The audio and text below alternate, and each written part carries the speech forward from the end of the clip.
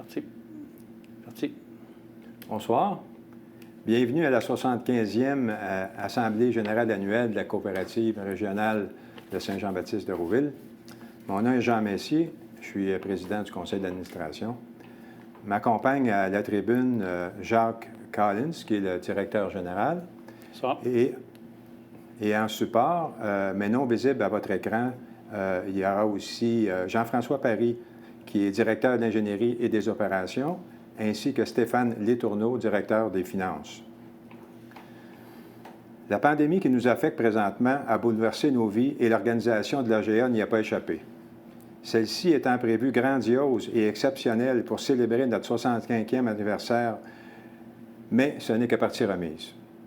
L'équipe de gestion a fait de son mieux dans les circonstances et en respect avec les recommandations gouvernementales pour organiser cette première AGA en web diffusion. Je vous demande donc d'être indulgent. Si tout n'est pas parfait, c'est une première pour tout le monde. Je demanderai maintenant à M. Collins de présenter les règles qui gouverneront notre Assemblée aujourd'hui.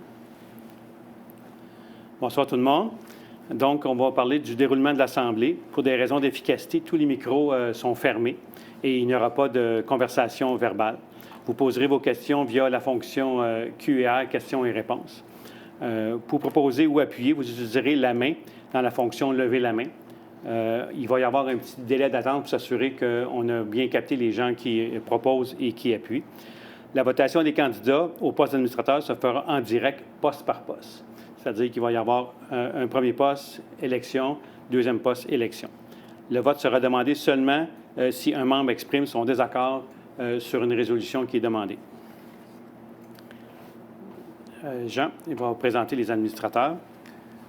Oui, les administrateurs, bien, vous avez les gens qui composent le conseil d'administration. Bien, déjà, j'ai votre serviteur, Jean Messier, je suis président du conseil, comme je vous disais tantôt. David Jaudoin, le vice-président du conseil.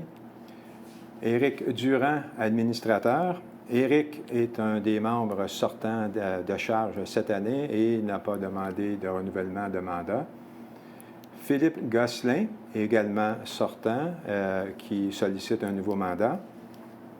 Jean-René Blanchard. Johan Van Rossum et Christian Patnaud. Les employés, on a 14 employés pour assurer la gestion des opérations, la gestion et les opérations de la coopérative. Julie Saint-Arnaud, Brigitte Larocque, Jacques Véronneau, Marcel Guertin, Daniel Boulet, Francis Héroux, Jean-François Paris, Lise Méthode, Michel Hould, Gabriel Dion, Germain Desjordies, Michel Pépin, Stéphane Letourneau et le directeur général Jacques Collins. Excellent. On passe à la prochaine. Maintenant, on a l'habitude à tous les assemblées générales de souligner les anniversaires de service des employés. Comme vous voyez, on a une bonne résilience et les gens restent longtemps parmi nous. Germain Desjordies tourne les 35 ans d'année de service cette année. Daniel Boulet, 30 ans. Brigitte Larocque, 20 ans. Gabriel Dion, 10 ans. Et Michel Pépin, 5 ans.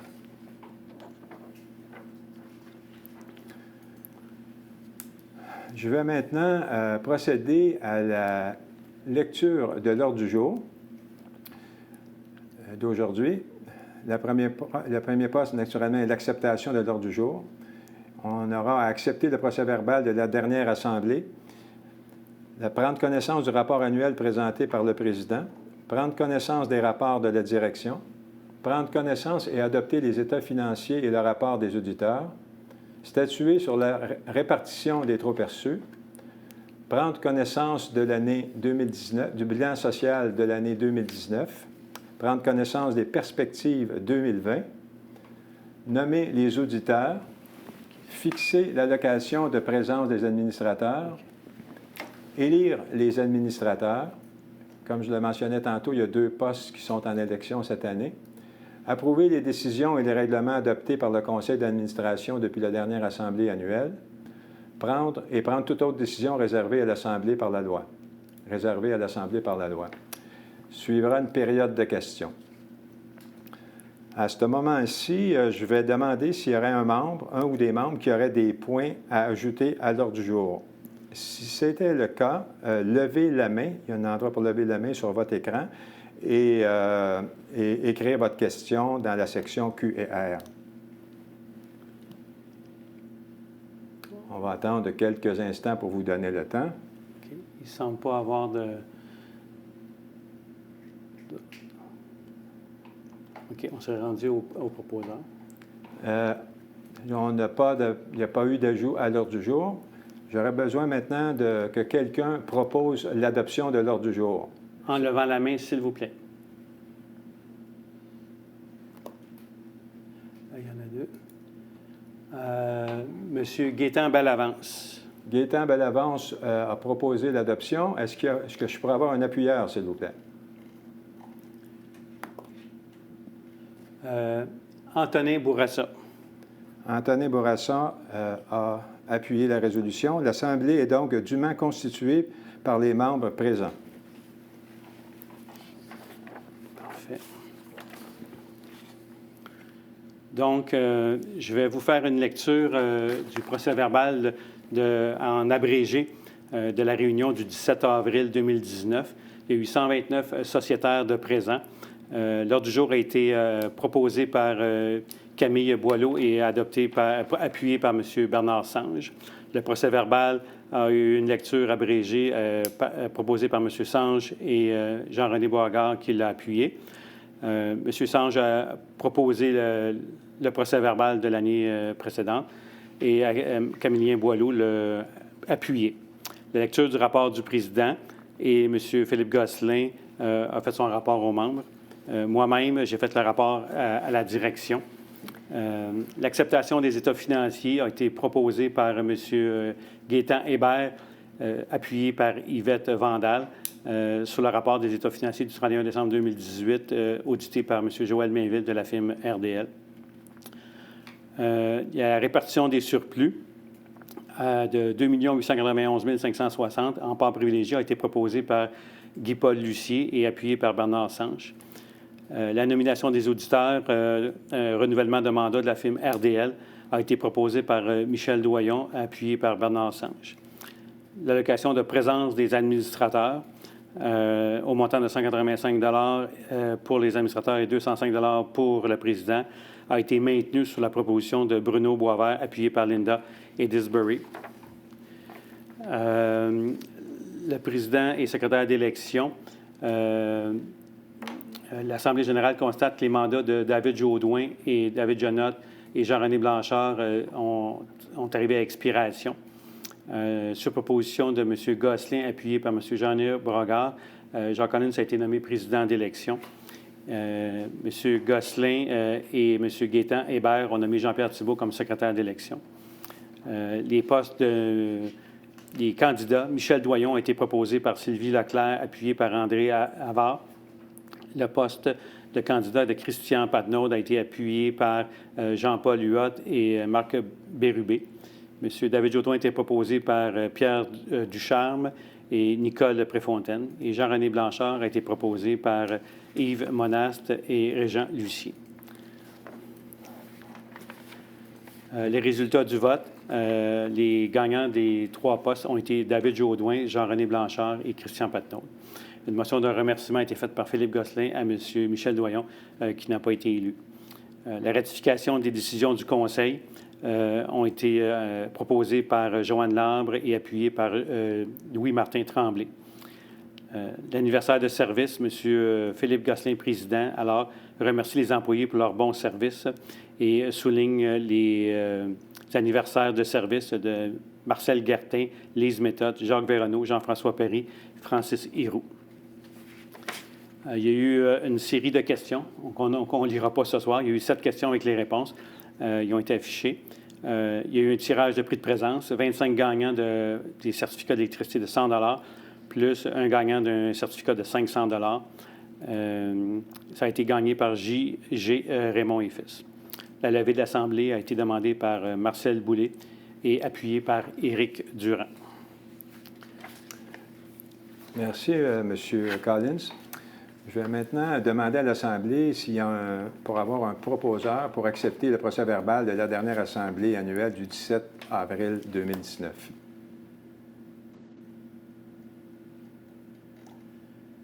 Oui, M. Manon Martin. Manon Martin propose et j'aurais besoin maintenant d'un appuyeur. Alain Lemaire. Alain Lemaire a pris la proposition et c'est accepté. Parfait. On est rendu au rapport. Ouais.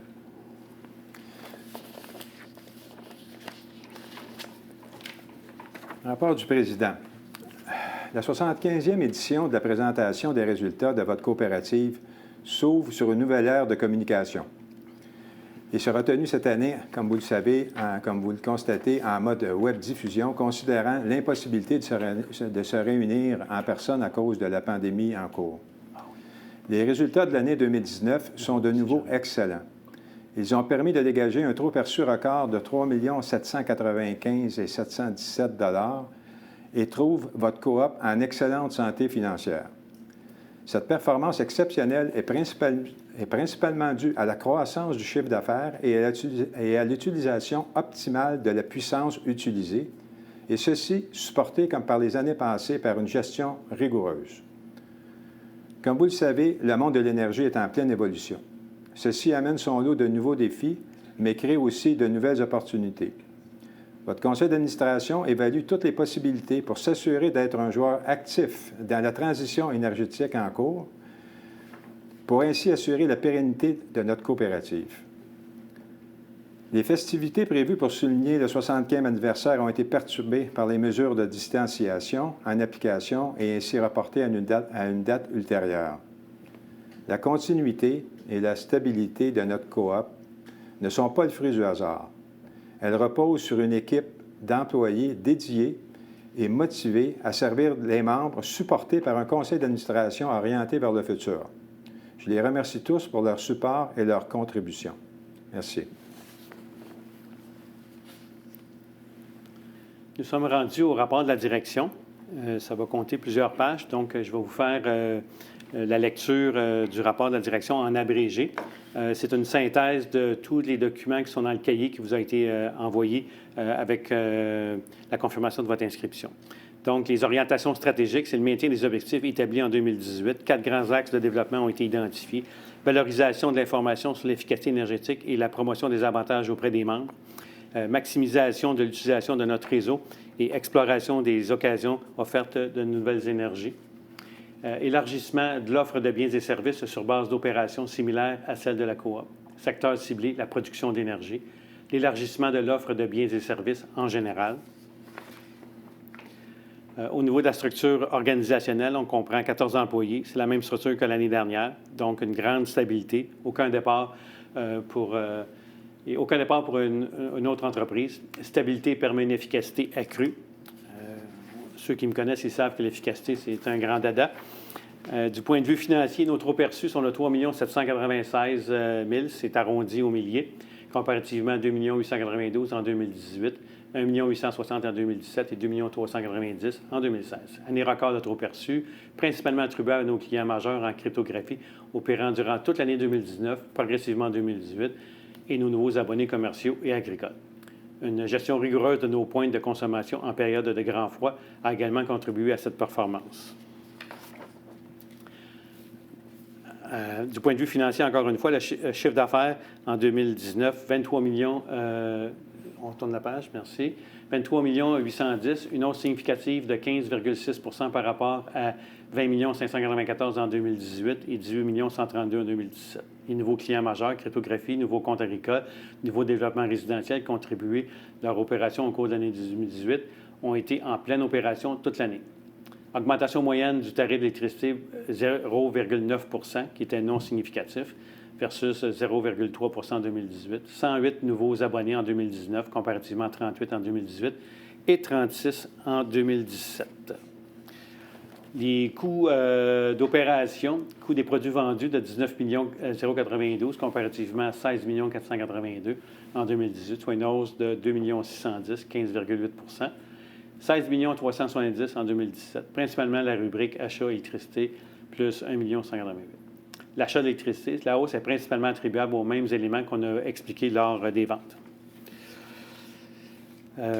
Du point de vue financier, le coût des matériels vendus, c'est plus 124 000 d'écart. C'est une dépense exceptionnelle de 134 000 pour réparer le poste de Saint-Damasque, composé partiellement par des économies attribuables à plus de raccordements capitalisables.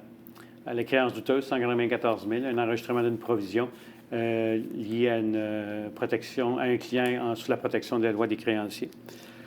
Du point de vue financier, au niveau des amortissements, du matériel roulant, plus 77 000. On a acheté un camion nacelle à la fin 2018, pleinement déprécié dans l'année 2019 à 30 %. Le gain sur la cession de l'immobilisation de notre vieux camion, on a réussi à le vendre 82 000. Ça nous a proposé un gain appréciable sur le vieux camion. Les frais d'entretien des bâtiments, moins 240 000 parce qu'on avait passé beaucoup de coûts sur la réflexion majeure de la bâtisse en 2018. Les frais de traitement de données, plus 24 000. L'augmentation des coûts est due aux tests et protections en cybersécurité qu'on a opérés à l'automne 2019. Les honoraires professionnels sont moins 27 000 car on avait fait en 2018 un développement plus accéléré sur le développement d'affaires.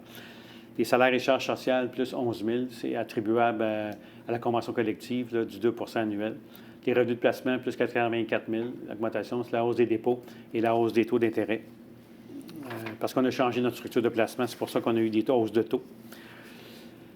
Au niveau de la Régie de l'énergie et des tarifs d'électricité qui sont enregistrés, en 2019, on l'a déjà dit, c'est 0,9 %.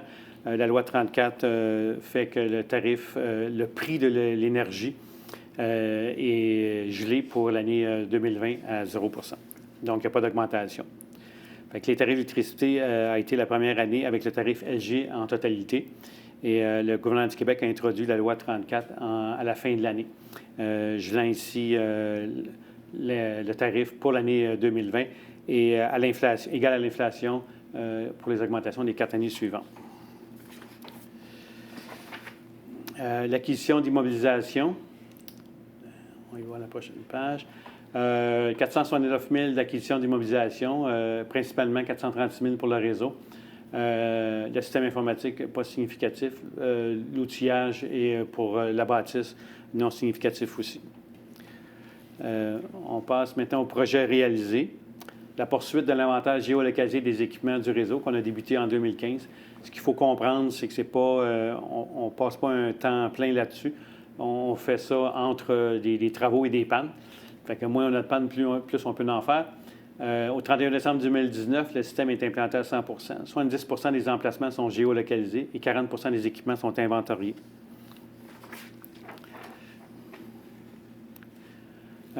Poursuite des demandes de raccordement dans les plus brefs délais.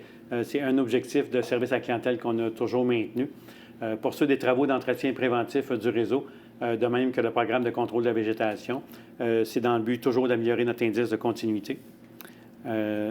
La poursuite du plan d'action suite à l'audit de prévention des méthodes de travail sur le réseau, documentation conçue, formation des monteurs et amélioration des méthodes de travail.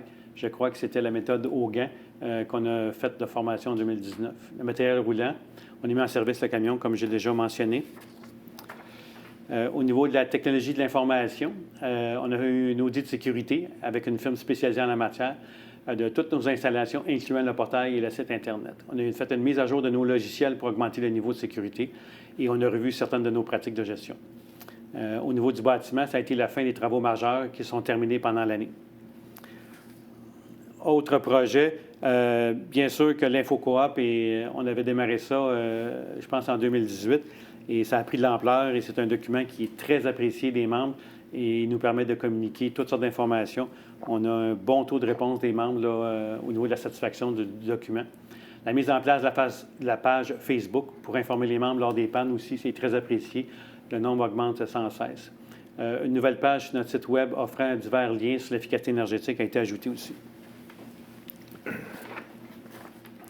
Au niveau des outils technologiques pour nos membres, on a le portail des membres qui nous permet de faire une promotion continuelle directement auprès des membres. L'accès plus rapide aux factures, au T4, relevé 1, émission des parts, privilégier les MVE. Au 31 décembre 2019, il y avait près de 2100 comptes inscrits, comparativement à 1981 en 2018, soit près de 30 de nos abonnements. Je sais qu'on n'est pas beaucoup ce soir, là, mais s'il y en a qui ne sont pas sur le portail, je vous incite à vous inscrire. C'est très avantageux. Ça représente des économies substantielles pour la coop là, au niveau des frais postaux et de la rapidité d'exécution. Au niveau de la qualité du service électrique, en 2019 a été une année un peu plus difficile au niveau de la continuité. On a eu des conditions météorologiques difficiles. On a eu des nombreuses pannes de notre fournisseur Hydro-Québec. On a eu un grand effet de 3,10 heures sur le 7 heures répertorié par abonnement, comparativement à 6,69 en 2018 et 0,57 en 2017. On s'est pété les bretelles en 2017 sur notre taux record de 0,57. Ça nous est revenu un petit peu dans la face par après, mais ça fait partie de la vie. On est sujet aux aléas de la température. En 2019, il y a eu 142 pannes, 125 en 2018, 112 en 2017 et 114 en 2016. Les pannes d'hydro affectent un très grand nombre de nos abonnés. Lors de pannes d'Hydro-Québec de longue durée, nous modifions l'architecture de notre réseau de distribution pour alimenter le plus grand nombre de membres par un autre poste de distribution. Cela permet à nos membres de subir des pannes de plus courte durée. Comme illustré dans le prochain graphique, les pannes causées par Hydro-Québec ont beaucoup d'impact sur notre indice de continuité, 3,10 sur le 7 heures. En interrompant l'électricité de l'un de nos 5 points de livraison, les pannes d'Hydro-Québec affectent un grand nombre d'abonnés à la fois. On voit dans le graphique, ça se peut que selon vos écrans, si c'est plus petit ou plus grand, là, la partie du haut, c'est en bleu, c'est les pannes d'Hydro-Québec. Et en jaune, la petite ligne du milieu, c'est les interruptions planifiées quand on fait des travaux. Et la partie orangée ou rouge, là, c'est les pannes de coop, là, incluant les météorologiques. Au niveau de la qualité du service, encore une fois, les principales pannes de 2019, une tempête de vent le 1er et le 2 novembre 2019, l'indice de continuité de 2,68 heures pour les pannes causées par Hydro-Québec et de 1,70 heures pour les pannes sur le réseau. Fait que juste cette panne-là là, fait plus que la moitié de notre indice de panne. 2 pannes au poste de Saint-Damas causées par les oiseaux et les 23 et 25 juillet qui a affecté l'indice de 0,85. Et la panne d'Hydro-Québec causée par une branche d'arbre, l'indice de continuité 0,43. Et les bris d'équipement majeurs au poste de Saint-Damas, qu'on a parlé tantôt, sur lequel on a eu une réparation majeure, ça a affecté l'indice de continuité de 0,33. Au niveau du programme de maîtrise de la végétation, les pannes causées par la végétation sont minimes avec le temps. Ça fait déjà, je crois, 9 ans qu'on exerce ce programme-là. On a un cycle de 3 ans et c'est vraiment efficace. On a fait l'élagage cyclique des municipalités de Sainte-Marie-de-Madeleine, de Saint-Jean-Baptiste, Rougemont, Saint-Mathias-sur-Richelieu. Nous avons aussi procédé, avec l'autorisation des propriétaires, à l'abattage sélectif de certains arbres nuisibles situés dans les emprises de la ligne électrique. Cela permet de réduire grandement les pannes causées par la végétation et de diminuer progressivement le budget consacré à l'élagage des arbres.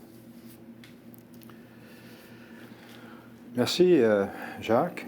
On va maintenant procéder à la présentation du rapport de l'auditeur. Ça sera fait par M. Joël Mainville, qui est associé de la firme RDL. On va maintenant passer l'écran à M. Mainville. Bonsoir à tous, vous m'entendez bien? Donc, je débute immédiatement la présentation de ce soir pour le rapport de l'auditeur et les états financiers principaux. M. Jacques Collins a déjà fait, on va dire, un bon bout de chemin avec les explications de variance tout à l'heure sur les résultats financiers. Je débute avec le rapport de l'auditeur. Je sais que vous avez reçu la version intégrale des états financiers qui compte, si je ne me trompe pas, 21 pages. Vous retrouvez la version intégrale donc, du rapport de l'auditeur ainsi que des états financiers. Donc, ce soir, ce que je vous présente, c'est vraiment un résumé. Donc, bien sûr, le rapport de l'auditeur s'adresse aux membres comme tel et le rôle que l'on vient jouer à la coop. Bien sûr, c'est de valider l'information financière pour les membres. Donc, c'est vous à chaque année qui nommez l'auditeur pour venir valider cette information financière-là.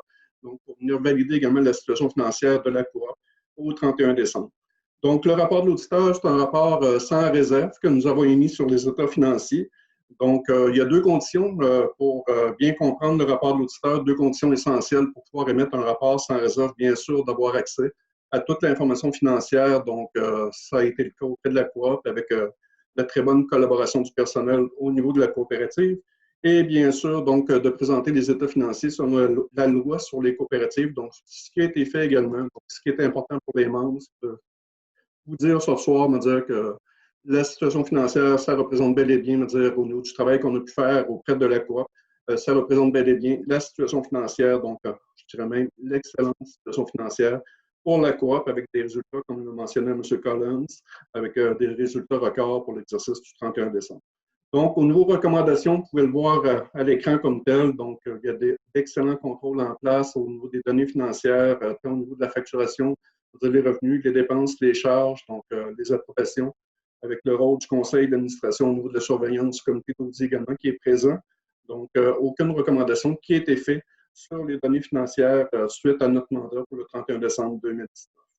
À la prochaine page, donc, ce que vous retrouvez, je mentionnais ce soir, c'est vraiment un résumé que je vous présente, donc les faits saillants en termes de résultats.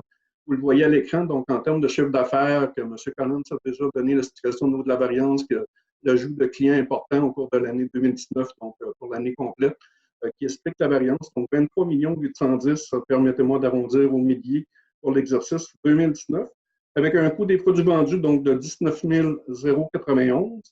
Les frais d'administration qui se sont élevés à 1 133 000, l'an passé 1 347 000. Donc encore là, donc l'explication avait été donnée, principalement la baisse cette année des travaux au niveau du bâtiment de la coop. Les autres produits, principalement les revenus d'intérêt, donc on mentionnait la stratégie de placement et la hausse des taux d'intérêt, donc qui ont fait en sorte de générer des revenus d'intérêt additionnels. Pour l'excédent, vous le voyez, donc pour une très belle année financière, excédent en ristourne de 3 795 000, 2 891 et en termes de pourcentage, je veux dire de dollars de marge générée par dollars de vente d'électricité, vous voyez 28,1, 27,8, donc 0,3 d'augmentation pour la marge générée au niveau de la coop. Donc, au niveau résultat, ce sont les grandes lignes. Donc, encore une fois, je le répète, on va dire une opinion sans réserve au niveau des résultats de l'année pour la coop. Le bilan, donc, encore une fois, donc, synthétisé, à savoir, on va dire que les principaux éléments, on y retrouve l'encaisse et les placements. Donc, on parlait de placements additionnels, de revenus d'intérêt additionnels, 10 404 000, l'an passé 9 403 000.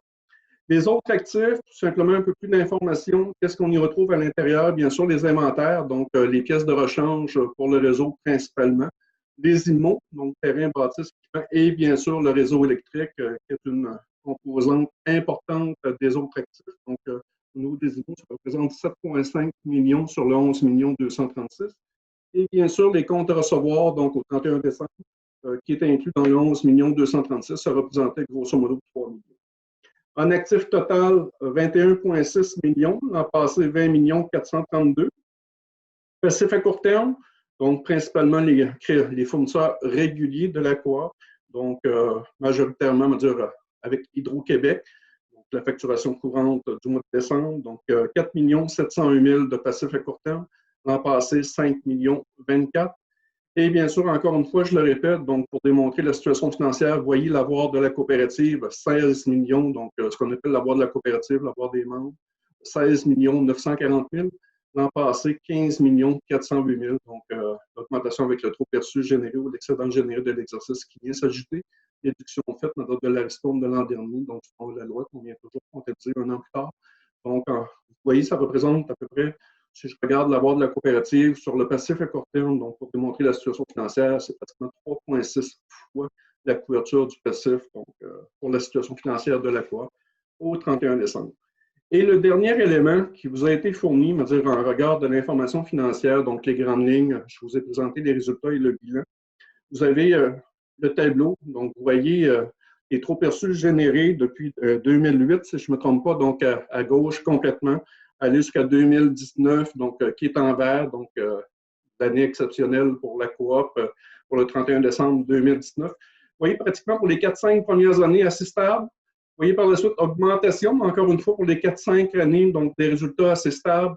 Et 2018 à la hausse et 2019, donc pour pour générer le tout perçu que je vous ai présenté, de 3,7 millions. Donc, de très beaux résultats pour l'exercice 2019. Si je peux conclure sur la présentation, donc encore une fois, ce qui est à retenir, c'est le rapport de l'auditeur qui est sans réserve sur les états financiers. Donc, ce qui est important pour vous, donc à savoir les membres, et bien sûr, la bonne ou l'excellente collaboration, je devrais dire, du personnel en place et du travail qui a été fait pour mener à terme notre mandat et de vous présenter notre rapport ce soir pour le 31 décembre 2019. Ça conclut la présentation que j'avais à vous faire pour vous. Simplement pour finaliser ou en termes de, pour vous de simplement vous rappeler, je devrais dire, donc la version intégrale des états financiers, le rapport de l'auditeur qui vous ont été fournis virtuellement également et de façon électronique, donc ils sont disponibles pour les membres pour consultation, pour ceux qui voudraient prendre connaissance des états financiers dans leur ensemble. Donc, moi, je tiens à remercier bien sûr les membres et le conseil d'administration et on en est rendu, à la proposition et à l'appuyeur pour les états financiers. On a le micro. Est-ce qu'il y aurait des questions? Merci. Merci, M. Mainville, pour la présentation des états financiers. Est-ce qu'il y aurait des questions sur les états financiers? Si c'est le cas, levez la main.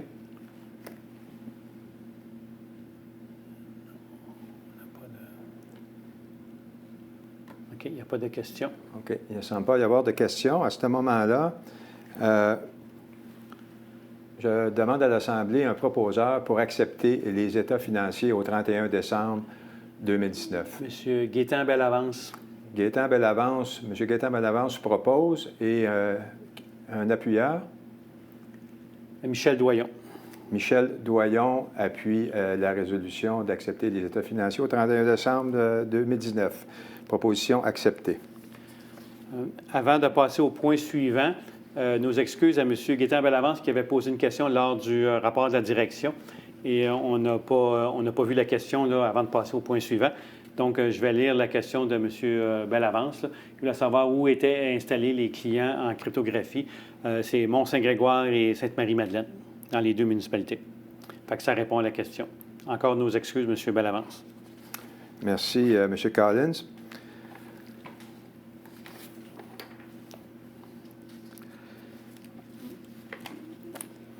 Maintenant, on est rendu à l'étape de statuer sur la répartition des trop perçus. Les résultats de l'exercice de l'année 2019, tels que présentés aux états financiers, ont dégagé des trop perçus records de 3 795 717 $. Après consultation entre les membres du Conseil, les gestionnaires et notre firme comptable, voici la recommandation du Conseil pour la répartition des trop perçus.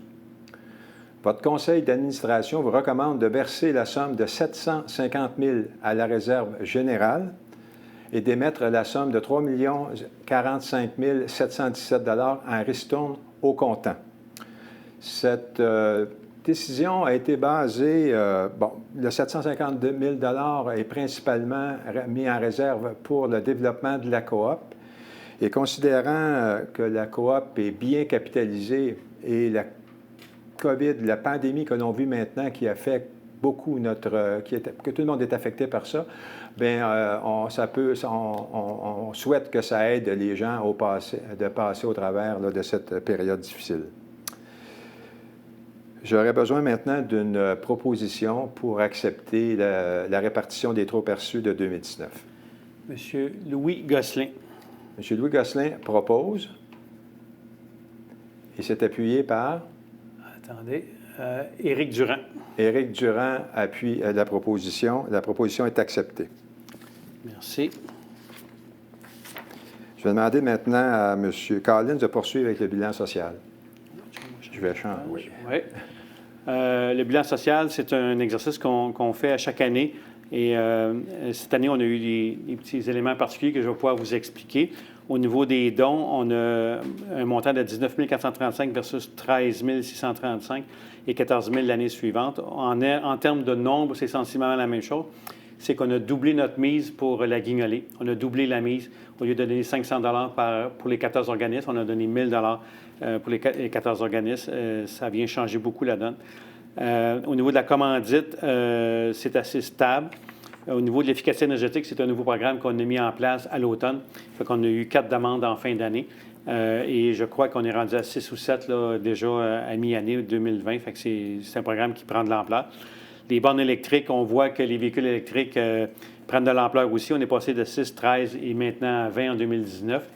Puis je crois qu'à date, on est rendu presque à 20 en 2020 à la mi-année pour un montant de 11 000. Fait qu'on a dépensé 35 608 versus 26 000 pour les années précédentes et 23 000 pour l'année 2017. Donc, on est assez fiers de notre contribution là, sur notre territoire. Merci. Maintenant, M. Collins, vous voulez poursuivre avec les perspectives 2020? Oui. Au niveau des perspectives, on a des objectifs. C'est la priorisation des dossiers qui touchent les filières de production d'énergie nouvelle, la gestion des coûts d'acquisition de puissance, toujours une priorité selon la gestion des appels de puissance, l'optimisation de l'utilisation de nos équipements de délestage et de la génératrice. On a de maintenir le standard de qualité du réseau et l'excellence du service à la clientèle. C'est un peu ma religion à moi, le service à la clientèle. Le projet de gestion sans papier se continue. Puis je vous dirais que ça, c'est tout un défi. Au niveau du réseau, la continuité des travaux de maintenance du réseau pour préserver la fiabilité. Ça, c'est la fierté de Jean-François Paris là, au niveau du réseau. Il se fait un devoir de s'assurer qu'on est toujours à la fine pointe. La poursuite du programme de sensibilisation des membres afin de limiter leur consommation pendant les périodes de grand froid. La page Facebook a été faite pour ça et l'InfoCoop aussi a été faite principalement pour ça. C'est de plus en plus efficace. Continuer l'implantation du système d'inventaire des équipements. Ça va nous aider pour le futur avec les nouvelles technologies qui s'en viennent pour être capable d'avoir un accès plus rapide là, sur les équipements nécessaires lors de panne. Continuer le programme d'élagage et d'abattage d'arbres aussi, qui est parmi nos grandes priorités. Au niveau des opérations, tenir à jour et développer nos systèmes informatiques de gestion des opérations du réseau, maintenir notre engagement dans la communauté avec un budget de 33 500, c'est toujours de mise. Conserver des liquidités immédiates importantes pour assurer les fonds et les frais inhérents nécessaires au développement des affaires, à la croissance de la coopérative. La poursuite de la promotion des modes de paiement électronique auprès des membres et particulièrement le MVE, le mode de versement égaux, qui permet aux clients de mieux gérer leur budget, ainsi que le portail des membres. On a le tableau des projections. On voit qu'au niveau du chiffre d'affaires, il y a une faible augmentation et ça se maintient dans les années. On a quand même fait là, des projections basées sur le fait que les clients crypto étaient stables là, pendant ces 3 années-là. Et on a aussi, je vais probablement le dire dans les commentaires tantôt, là, mais on a connu les années précédentes des grands froids qui étaient hors normes. Donc, on a présumé que dans l'avenir, il y aura plus un standard au niveau des températures, parce que la température affecte beaucoup nos résultats.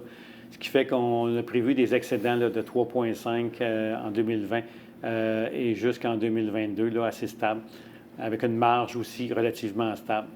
Les investissements en immobilisation sont relativement faibles, 270 000, 450 000 en 2021 et 270 000 dans les prévisions pour 2022. Les liquidités immédiates, on parle de 10, 11, 13 et 14. C'est évident que le fait qu'on donne le montant en ristourne, ça va probablement affecter un petit peu ces liquidités-là, mais ça ne change pas la nature même là, de nos liquidités. Donc, au niveau du chiffre d'affaires prévu, c'est 23 924 000. Il y a une petite baisse de 97 000. C'est marginal. Il est important de noter que les prévisions de l'année 2020 pourraient être affectées de façon significative à cause de la pandémie, si des entreprises ferment à l'automne ou en début de l'année prochaine, d'une part, et les difficultés d'un abonné sous la protection de la loi faillite et l'insolvabilité avec qui nous sommes en litige, d'autre part. Les trop perçus de 3,5 millions pour l'année 2020, c'est inférieur à l'année antérieure. On a tenu compte de la météo, comme je vous expliquais. Les projections des autres années, 21 et 22, c'est assez similaire, c'est assez stable. Fait qu'on demeure à ce niveau-là. Au niveau de la capitalisation sur la prochaine acétate, c'est un petit budget, 270 000, essentiellement sur le réseau. Un camion de mesurage qu'on a reçu en début de mois. Il est très beau, c'est un Ford Ranger, c'est d'un beau bleu d'ailleurs. et un système informatique qu'on maintient à jour et on a un projet de changer le logo. On est rendu, je crois, à la fin des projections. Oui. Merci, M. Collins. On est maintenant rendu à la nomination des auditeurs pour l'année financière 2020. Le comité d'audit et le conseil d'administration recommandent la reconduction du mandat de la firme RDL pour une période de 3 ans avec une augmentation de 2 % par année. Comme d'habitude, pour toute question, vous pouvez utiliser la section Q&R. J'ai une question. Il y a une question. Bien, ce n'est pas une question, c'est M. Bellavance qui remercie. Merci, OK. Bon, merci, M. Bellavance. J'aurais besoin d'un proposeur pour accepter la proposition pour reconduire la firme RDL. M. Jacques Boutin. M. Jacques Boutin en fait la proposition. Et un appuyeur? M. Éric Durand. Éric Durand appuie. La proposition est acceptée.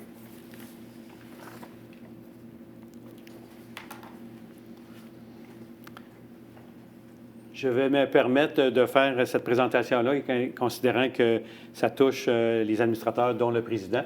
Donc, en tant que secrétaire de la coopérative, je vais me charger de cette présentation-là. Fixer l'allocation de présence des administrateurs. Donc, le montant des jetons de présence est de 185 $ pour les administrateurs et de 205 $ pour le président lors des rencontres physiques. Pour les rencontres téléphoniques, les jetons de présence sont de 50 % du montant des rencontres physiques. Le conseil d'administration recommande aux membres de majorer de 10 $ les jetons de présence du seuil actuel, en considérant que la dernière majoration a été faite en avril 2018, donc depuis 2 ans, et de l'inflation et de la charge de travail qui a augmenté avec tous les grands défis qu'on a. Donc, est-ce qu'il y a des questions? Il ne semble pas y avoir de questions. OK, il ne semble pas y avoir de questions. À ce moment-là... On va demander à quelqu'un pour proposer la résolution. Louis Gosselin. Louis Gosselin propose et un appuyeur. Gaétan Bellavance. Gaétan Bellavance appuie. Merci. Proposition acceptée.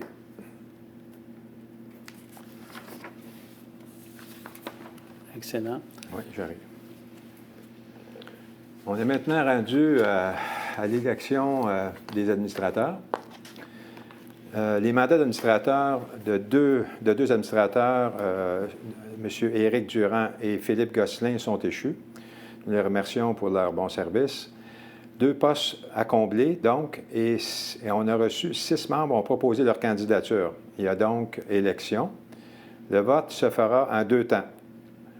Un bulletin de vote pour le premier poste, suivi par un autre bulletin de vote par la suite pour le deuxième poste. À la date de clôture de mise en candidature le 10 juillet dernier, soit 5 jours avant la tenue de l'Assemblée, nous avons reçu ces candidatures. Mme Joanie Graveline, supportée par Jacqueline Legault et Céline Drolet. M. Luc Rabouillard, supporté par Charles Boulris et Daniel Hamel. M. Michel Doyon, supporté par Luc Nicole et Linda Brunel. M. Marc Beaulieu, supporté par Christian Patnaud et Louis Hébert.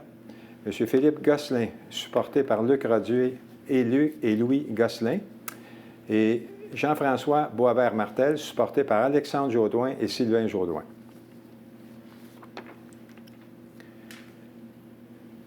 Cette année, naturellement, le vote sera électronique et le droit de vote est lié à votre inscription et est unique.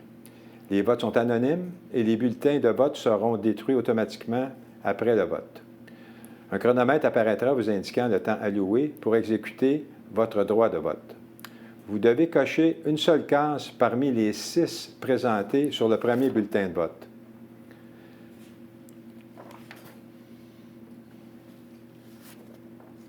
Pour le deuxième poste, c'est la même chose, les votes anonymes, le chronomètre. Et à ce moment-là, bien naturellement, vu qu'il y aura déjà un poste de comblé, il y aura seulement 5 noms sur le bulletin et vous aurez à cocher une case, à choisir un de ces 5-là. Une vidéo de chacun des candidats vous sera présentée dans l'ordre d'arrivée des candidatures. La vidéo d'approximativement 2 minutes donnera aux candidats l'opportunité de faire valoir leur motivation pour devenir administrateur de la coopérative. On va procéder maintenant au visionnement des vidéos. Bonjour, je m'appelle Joanie, je suis de Sainte-Madeleine depuis 7 ans. Donc, tout d'abord, j'aimerais remercier les membres de prendre le temps d'écouter ma candidature pour le poste d'administrateur. Pour moi, ça a été une belle surprise qu'un tel poste soit disponible en ce moment. Je me cherchais une activité qui me permettrait de mettre en pratique certaines de mes connaissances acquises durant les dernières années. Donc, moi, en 2016, j'ai effectué une réorientation de carrière, puis j'ai démarré ma PME. J'ai découvert un intérêt face à la gestion, donc je me suis inscrite à l'université. Puis, j'ai débuté un bac en administration des affaires. Pour moi, le poste d'administrateur au sein de la coop, c'est une belle opportunité. Ça me permettrait d'acquérir des nouvelles expériences, de parfaire des connaissances dans le domaine de la gestion. Puis, ma candidature au poste d'administrateur, je crois que ça va être l'occasion de partager mutuellement des connaissances puis des expériences. Donc, sur ce, je vous souhaite une très belle soirée. Bonjour à tous. Permettez-moi de me présenter, Luc Robillard, natif de Saint-Jean-Baptiste et domiciliaire en nord de la rivière. Je suis aussi l'un des propriétaires du domaine de Rouville. Je connais la coopérative depuis longtemps, ayant collaboré tant pendant le développement de l'entreprise que lors de grands événements tels le Verglas. Je m'intéresse au monde de l'électricité sous bien des facettes. Cela me donne une bonne compréhension des activités de l'entreprise. J'ai aussi collaboré au fil du temps à de nombreux conseils d'administration en villégiature, en développement régional, ainsi qu'en ce moment en conservation des milieux naturels avec comme président du Centre de la nature du Mont-Saint-Hilaire. Je suis bien au fait des rôles et devoirs, responsabilités d'un administrateur. Mon expérience me permet de bien percevoir la mission de la seule coopérative d'électricité du Québec. Ma pratique en gestion est basée sur l'écoute et le respect des clients, des travailleurs et des différents publics que nous servons. Je suis convaincu qu'ensemble, nous allons plus loin. J'ai tout le temps nécessaire pour comprendre les opérations et les défis qui nous attendent. Participer à l'évolution de la coop, c'est un honneur, car servir une opération aussi unique, c'est une autre manière de faire, une autre démarche pour le mieux-être de la communauté. C'est pourquoi je dépose ma candidature comme administrateur à la coopérative d'électricité de Saint-Jean-Baptiste. Il me fera plaisir de travailler avec vous et bonne journée. Alors, bonsoir tout le monde. Je m'appelle Michel Doyon. Je suis résident de Mont-Saint-Hilaire et comme vous tous, je suis bien servi par la coop de Saint-Jean-Baptiste. Je suis intéressé aujourd'hui à poser ma candidature comme administrateur de la coop. Je suis en ingénieur électrique, je fais ma formation à l'Université Laval et ensuite j'ai fréquenté l'Université McGill en robotique. Je travaille pour l'Agence spatiale canadienne depuis plus de 20 ans. J'ai occupé différents postes en recherche et développement, en robotique notamment, mais j'ai aussi géré un programme de développement de technologie pour aller sur Mars et sur la Lune. Depuis une dizaine d'années, je suis en charge des opérations satellitaires et de la gestion des débris spatiaux qui orbitent autour de la Terre. Au cours de la dernière année, j'ai travaillé pour les Affaires mondiales Canada comme directeur adjoint, où j'ai été responsable de gérer la loi sur les systèmes de télédétection spatiale, ainsi que la politique spatiale internationale et la sécurité spatiale.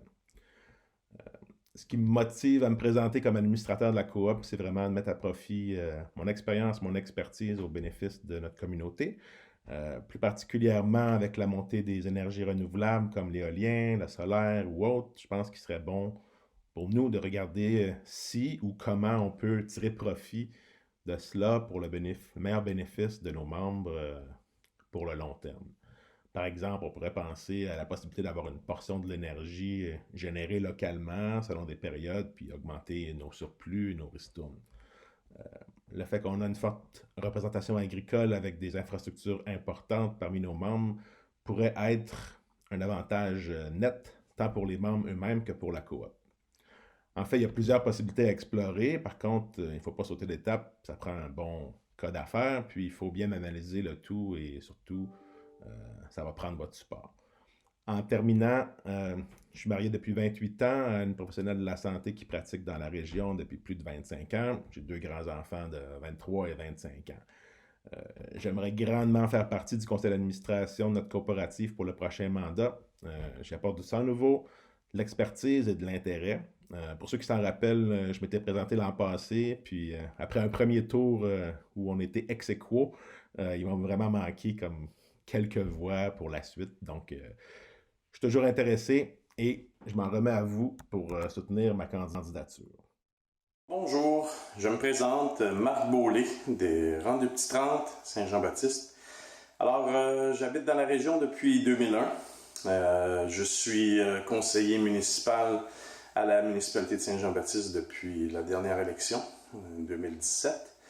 Et je travaille aussi comme enseignant et comme aussi gestionnaire d'une coopérative autochtone qui œuvre dans le tourisme et qui se trouve à être dans le territoire de l'Ioichi. Alors voilà. Donc, je crois beaucoup à la mission d'une coopérative. Je vois ce que ça fait dans le concret quand je regarde ce qui se passe avec la coopérative autochtone qui œuvre en tourisme. Toutes les retombées qu'ils sont capables de faire grâce au pouvoir économique d'une coopérative, d'un travail de membres. Alors, je crois beaucoup à ça. Je vois les effets concrets et comment qu'ensemble, on peut arriver à vraiment unir nos forces puis amener une entreprise plus loin avec les différents avantages que ça offre. Et défis, c'est clair. Alors voilà, on m'a approché, on m'a demandé de présenter ma candidature, j'ai accepté et on verra pour le reste. Alors donc voilà, donc je crois beaucoup à ce que la coopérative fait ici, puisque j'en bénéficie moi-même depuis 2001, j'en suis un membre actionnaire comme on dit. Puis je pense que je peux apporter quelque chose au niveau de la coopérative régionale d'électricité de Saint-Jean-Baptiste. Alors sur ce, merci de votre appui pour ceux qui m'appuieront et pour ceux qui ne m'appuieront pas, c'est pas bien grave. La vie est belle. Merci. Bonne journée. Bonjour, chers membres de la coopérative. Je me présente Philippe Gosselin, un de vos administrateurs sortants, et je sollicite un deuxième mandat pour vous représenter auprès du conseil d'administration. Je vis à Mont-Saint-Hilaire depuis 2015, mais en fait, j'ai un pied dans la région depuis toujours. Mes grands-parents paternels vivaient à Saint-Damas. Et mon père vit présentement à Saint-Jean-Baptiste depuis plusieurs années. Donc, j'ai de mémorables journées et soupers passés à Saint-Damas auprès de mes grands-parents, auprès de mon oncle qui vit toujours et est en fait le médecin du village. Je suis actuaire de formation, présentement vice-président actuariat d'une grande compagnie d'assurance générale canadienne. Et j'ai occupé des postes de gestion aussi de PME au sein de ma carrière. J'ai touché à la finance, technologie de l'information, communication et marketing, ainsi que le développement des affaires. Pourquoi je me représente, c'est qu'en fait, j'ai beaucoup aimé mon expérience à la coopérative. Je crois qu'on a un CA qui est efficace, dédié, qui veut vraiment travailler à la pérennité, au développement de votre coopérative, s'assurer que vous avez le meilleur des services et que votre coopérative va vivre encore très longtemps. Mon expérience aussi en gouvernance, je crois, est importante. J'ai été plus de 10 ans comme administrateur et président du conseil d'administration à l'Arche Belin, qui est connu maintenant sous l'Arche Montérégie. Et après, j'ai été presque 4 ans comme président du conseil d'administration de l'Association des Arches du Québec. Je suis aussi gestionnaire de risque, donc je crois que c'est une compétence qui est importante pour un CA et surtout un CA dans le domaine de l'énergie. Et en fait, je vous offre une continuité avec vos administrateurs actuels pour vous représenter au conseil d'administration. Donc, s'il vous plaît, élisez-moi pour un deuxième mandat. Merci. Au revoir. Bonjour, chers membres. Mon nom est Jean-François Bovin-Martel. Aujourd'hui, je me présente comme administrateur pour la coopérative d'électricité. Je suis titulaire d'un bac en finance de l'Université du Québec à Montréal. J'ai débuté ma carrière à la Banque nationale en tant que courtier. J'ai gravi les échelons et je suis maintenant gestionnaire en informatique, toujours à la Banque nationale. Quand j'ai déménagé à Saint-Hilaire avec ma femme et mes enfants, j'ai été impressionné par la qualité du service de la coop. J'ai vu une équipe dévouée et accessible. Aujourd'hui, on perd 2 membres importants sur le conseil d'administration et je trouve important de les remplacer par quelqu'un qui partage les mêmes valeurs. Je suis quelqu'un de dévoué qui veut travailler pour le bien de nos membres. J'ai de l'expérience sur un conseil d'administration. Je suis trésorier pour le Centre d'action bénévole à Saint-Bruno, où je fais la gestion d'un budget annuel de 500 000 $. J'aimerais m'impliquer au sein de la coop et contribuer à sa réussite grâce à mon expérience en gestion, en finance et en technologie. Je suis un joueur d'équipe et j'aime aller plus loin. Nous devrons faire face à plusieurs défis au cours des prochaines années. Le monde change rapidement. À travers la popularisation du télétravail, le développement des autos électriques et les énergies alternatives, la coop doit s'adapter et je crois qu'on a le potentiel de développer des nouveaux marchés. Mon nom est Jean-François Bovin-Martel et j'espère pouvoir vous représenter cette. On l'entendait. Bon, bien, merci à tous tous les gens qui ont posé leur candidature, qu'on vient de voir la vidéo. On va maintenant être prêt de passer à la votation. Il va y avoir un bulletin, voici le bulletin de vote, va apparaître à votre écran. Et voici. La voilà, vient d'apparaître, fait que vous devez choisir un seul nom. C'est important de choisir un seul nom, sinon le bulletin va être rejeté. Et puis, on va pour procéder à l'élection du premier poste d'administrateur. Vous pouvez y aller.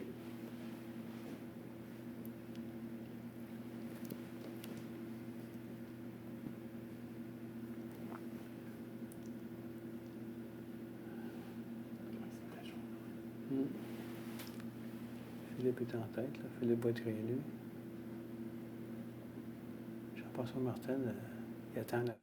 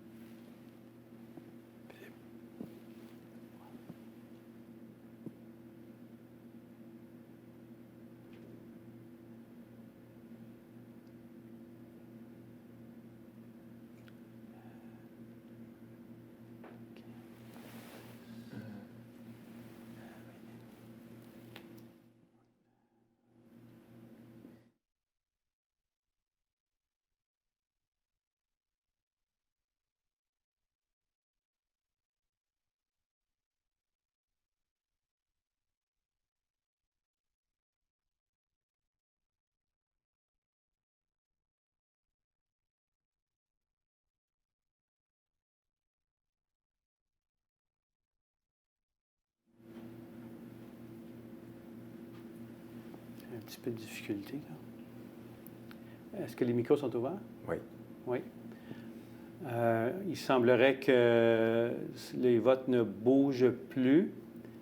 J'ai une main levée de M. Boutin. Est-ce qu'on va voir s'il y a une question? Non, ce n'est pas une question. Je ne sais pas pourquoi la main est levée. Est-ce que M. Boutin, vous pouvez... Jacques Boutin, est-ce que vous pouvez écrire votre question sur... est-ce que vous avez une question ou vous avez accroché la main levée? OK. Il n'y a rien. Donc, les votes ne semblent plus bouger. Donc, M. Philippe Gosselin est élu avec à 48 des votes, soit 10 votes. Félicitations à M. Gosselin pour votre réélection. On va maintenant procéder à l'élection du deuxième candidat. Le nom, naturellement, de M. Gosselin va être retiré du deuxième bulletin de vote qui va apparaître prochainement à l'écran où vous pourrez choisir un des noms qui vous sont proposés. Un seul, c'est important d'en choisir un seul, sinon votre bulletin va être rejeté.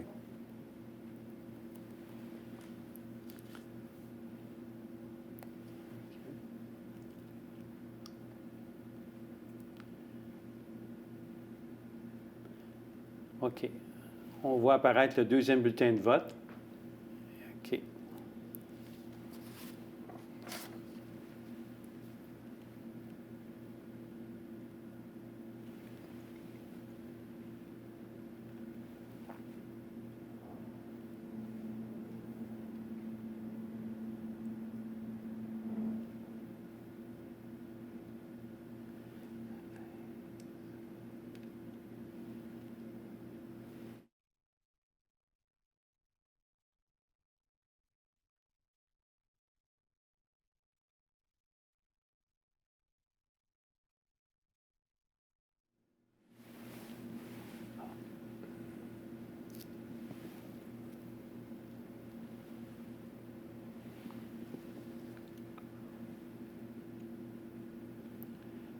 OK, je conclus que le vote est terminé.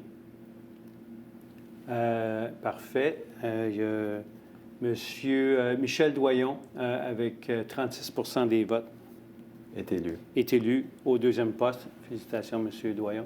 Félicitations, M. Doyon, puis bienvenue au conseil d'administration de la coopérative de Saint-Jean-Baptiste. Vous allez être contacté dans les prochains jours pour vous informer un peu là, de comment ça se passe, etc. Fait que vous pouvez compter là, que quelqu'un de la coop va vous contacter bientôt. Parfait. Bon, félicitations, comme je le disais, à tout le monde, aux gens qui sont élus, puis merci beaucoup à tous les participants d'avoir démontré un intérêt envers la coop en présentant votre candidature, Mme Graveline, M. Robillard, M. Beaulieu et M. Boisvert-Martel. Je vous invite à vous représenter à une autre année. Comme vous le savez, c'est en rotation. Il y a 7 membres au conseil d'administration. 2 années de 2 et 1 année de 3. L'an prochain, si je ne m'abuse, ce sera 2 autres administrateurs qui seront aussi sortants. Je remercie encore une fois M. Éric Durand pour ses 12 années au sein du conseil d'administration, dont 9 comme président. Éric, ta présence au sein du conseil a été très appréciée, très utile. Et tu as amené beaucoup de compétences et de connaissances au conseil et on t'en remercie.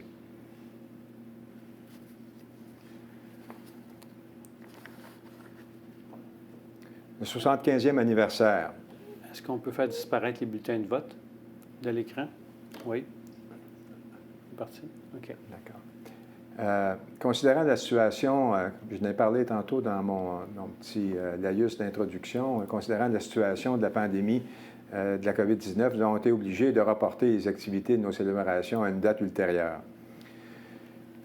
Les festivités qu'il y a eu à date, le 24 septembre 2019, il y a eu une réunion du conseil d'administration avec tous les anciens administrateurs qui sont toujours vivants ont été invités et beaucoup d'entre eux ont participé à cette réunion pour commémorer la première réunion du Conseil en 1944. Ça a été fait au même endroit que ça a été fait en 1944. Il y a aussi présentement la mise en place d'un cahier spécial avec des photos historiques avec la collaboration des membres.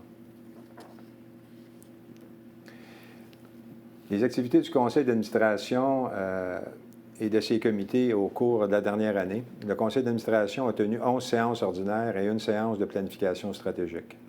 Les activités du conseil ont été soutenues par un comité d'audit, de ressources humaines et de développement des affaires composé de 3 administrateurs chacun.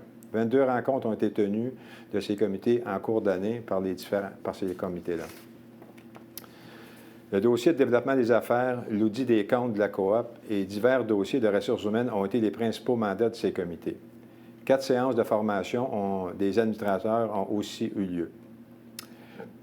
Je vous demanderai maintenant un proposeur pour approuver les décisions et les règlements adoptés par le conseil d'administration depuis la dernière assemblée annuelle.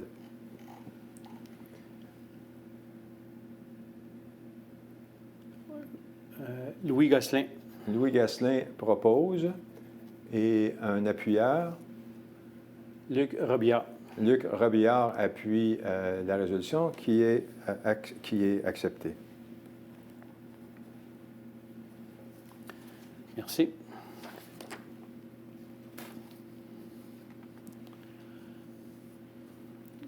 Non, on recule.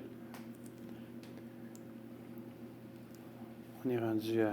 La période de questions. Oui. Okay, prendre toute autre décision réservée à l'Assemblée par la loi. Donc, on est rendu à la période de questions. Pour toute question, utilisez la section questions-réponses. Simplement, ne pas oublier que chaque question doit être écrite et nous, on va relire la question et s'il y a question et on va répondre de façon verbale. Et si les questions se répètent, on ne répétera pas les questions. On va simplement essayer d'englober la réponse le plus large possible.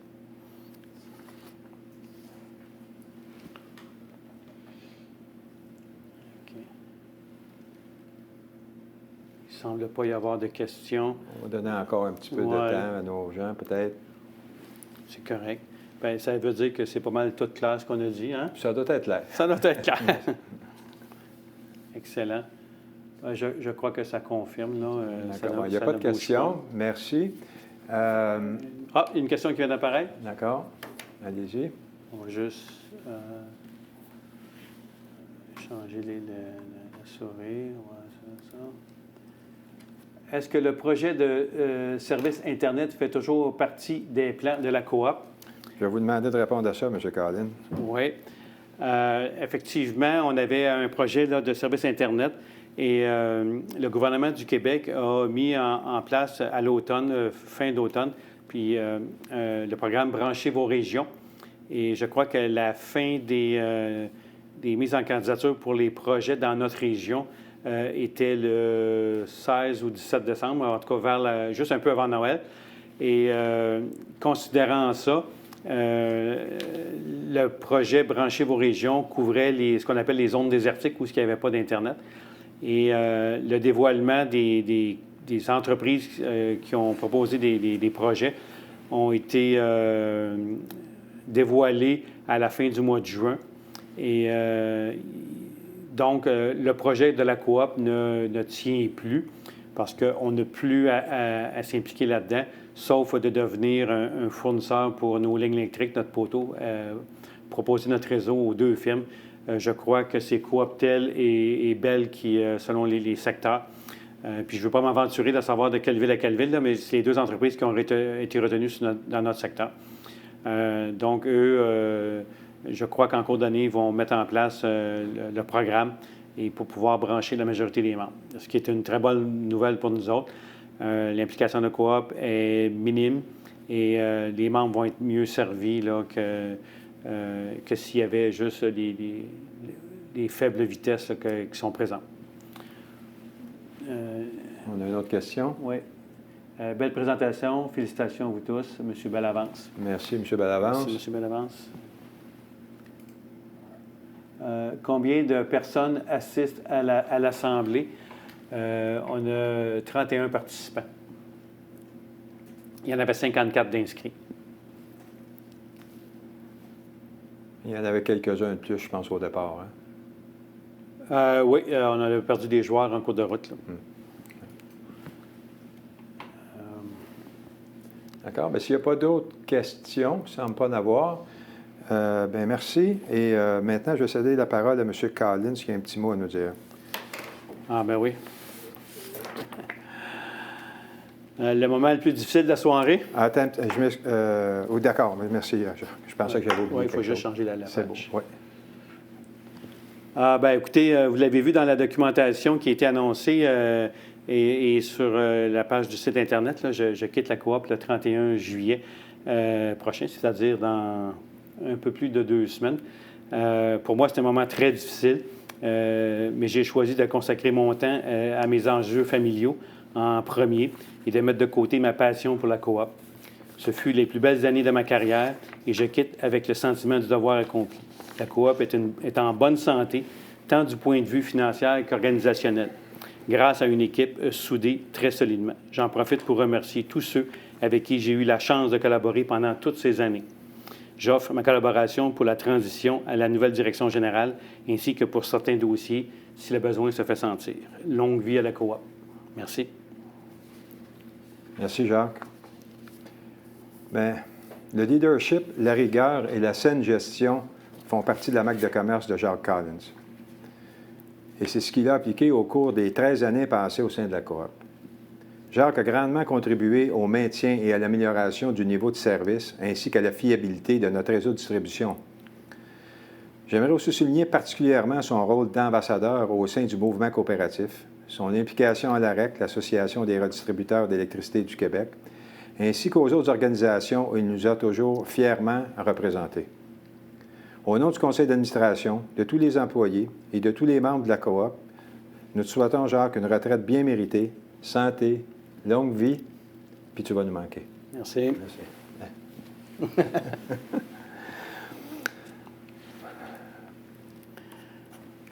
Bien, je pense qu'on est rendu, à moins que je me trompe, à la levée de l'Assemblée. C'est la fin de notre réunion. Merci encore une fois d'avoir participé à cette première.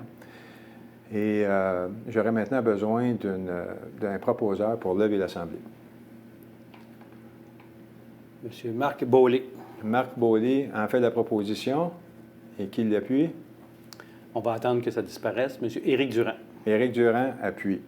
Ah, Éric voulait avoir la dernière... C'est sa marque de commerce. Merci, Éric. Merci à tout le monde et à l'année prochaine. Merci beaucoup. Merci, au revoir. Au revoir.